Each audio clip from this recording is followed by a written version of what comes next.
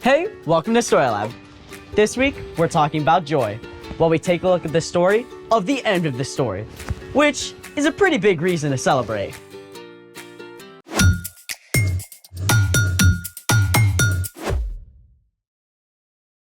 Hey, I'm Sebastian. And I'm Skylar.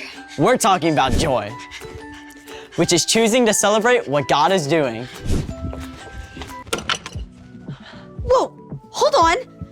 I love a good party as much as anyone, but I can't handle a luau when it's freezing. It's 97 degrees outside. But it's Arctic in here. Okay, I might have gotten a little carried away with the AC. Well, can you uncarry away? Fine. So cold. Okay, I turned off the AC. Still cold. Yeah, well, it's gonna take a little bit to warm up. In the meantime, I am a human icicle. Yeah, you do look a little frosty around the edges. I feel frosty around the edges.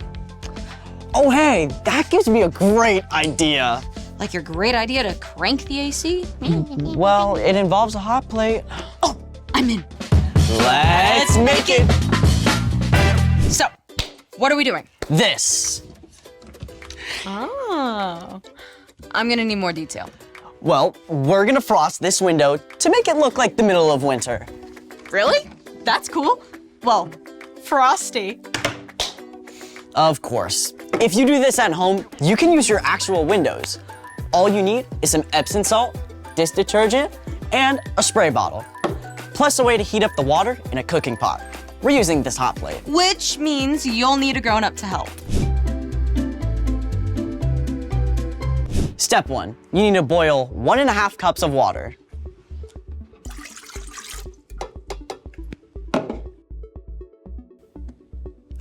This is where we cut to 3 minutes from now. 3 minutes later! Oh, there it is. It's boiling. Step 2, once the water is boiling, slowly stir in 1 cup of Epsom salt. When water is boiled, the molecules move quickly, creating more space between them. This allows the Epsom salt, or magnesium sulfate, to dissolve and fill the space between water molecules. This forms a solution. Thank you, Sciencey Voice. You're welcome. Step 3, remove the mixture from the heat and allow it to cool slightly.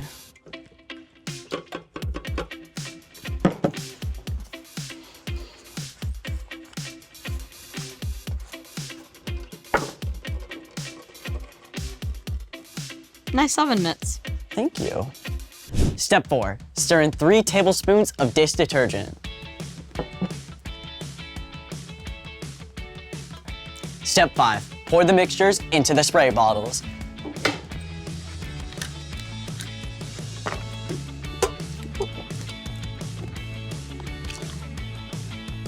I think that's good. Yeah, should be good. Step 6, add some stencils just for fun. And step 7, spray. Ooh, the fun part.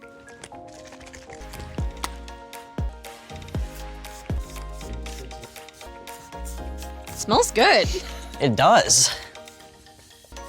Done. Doesn't look very frosty yet. Well, we have to wait for the water to evaporate. 1 hour later. Can we look now? I think so. Ooh, looks like Christmas. Frost at its finest. As the mixture on the glass cools, the Epsom salt is forced out of the solution as a solid, forming crystals. You can't really see much through the glass. Just a glimpse. Speaking of not seeing things clearly yet, it's time for The story before the story. Today we're in Revelation, the very last book of the whole Bible. The other 65 books of the Bible mostly tell the beginning and middle of God's story. How God created a beautiful, perfect world, but people turned away from God. How from the beginning, God had a plan to restore us into relationship. How God sent Jesus to live and die in our place and return to life. And how Jesus' followers began to spread the news about Jesus and start new churches everywhere they went. We live in this middle part of God's story, sharing the love of Jesus in a broken world. But Revelation tells what the end of God's story will be like. So today, we're starting at the end of the story. Take it away. Hey everyone, I'm Jen, and today we're reading someone's mail.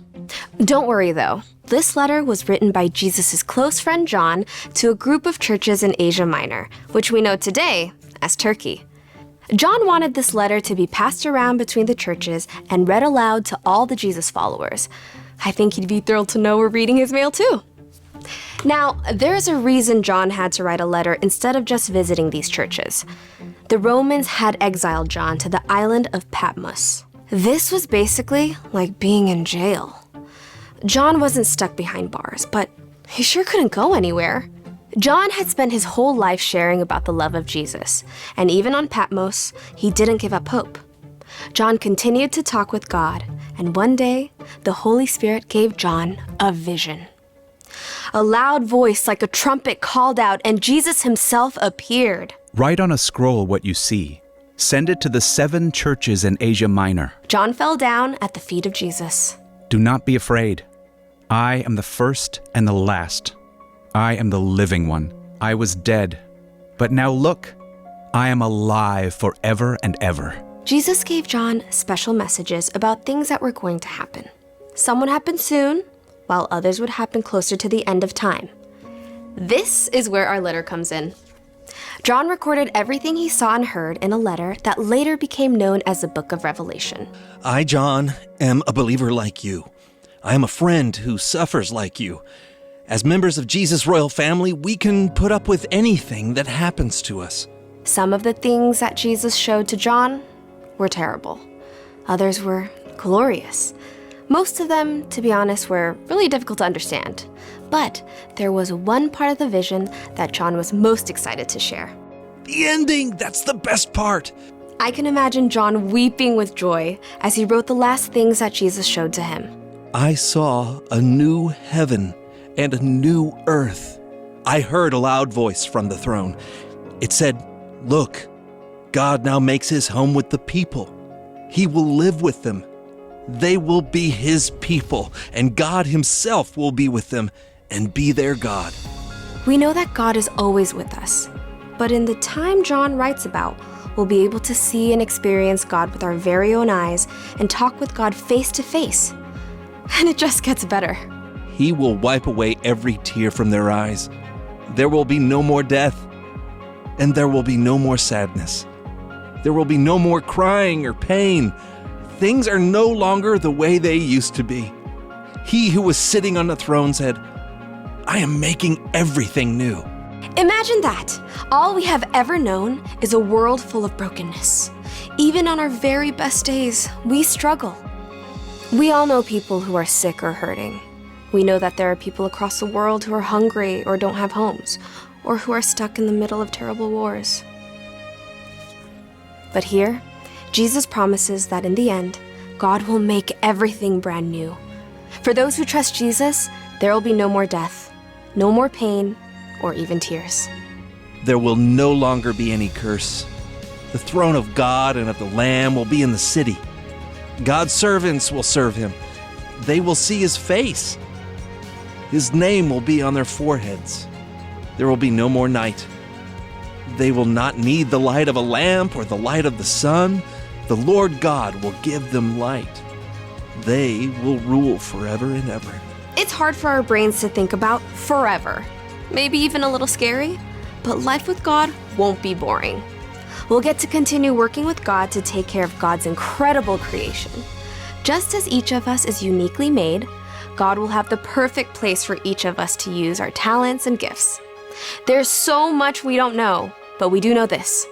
In the end, God will make right every single thing that's wrong, and our place in the story will be amazing. The end. Wow, it's so easy to think of heaven as just some floaty place in the clouds. With chubby baby angels and harps and stuff. The real story is so much more. So, what is our part in the story? Right now, we're in the messy middle of the story.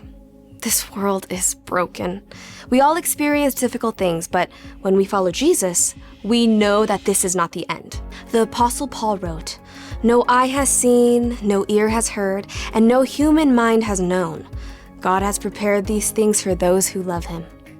So what God will do is way bigger than even our imagination.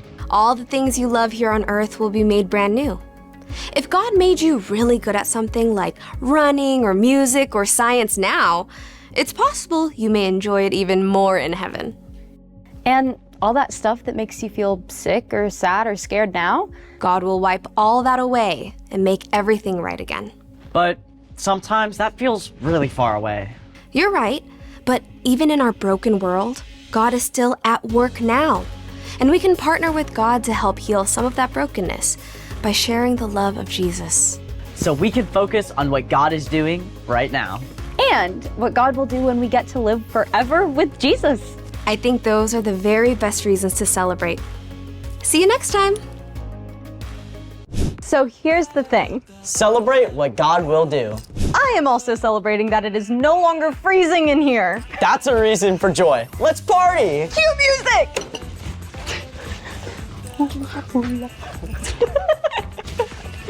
Thanks for joining us in the Story Lab. See you next time.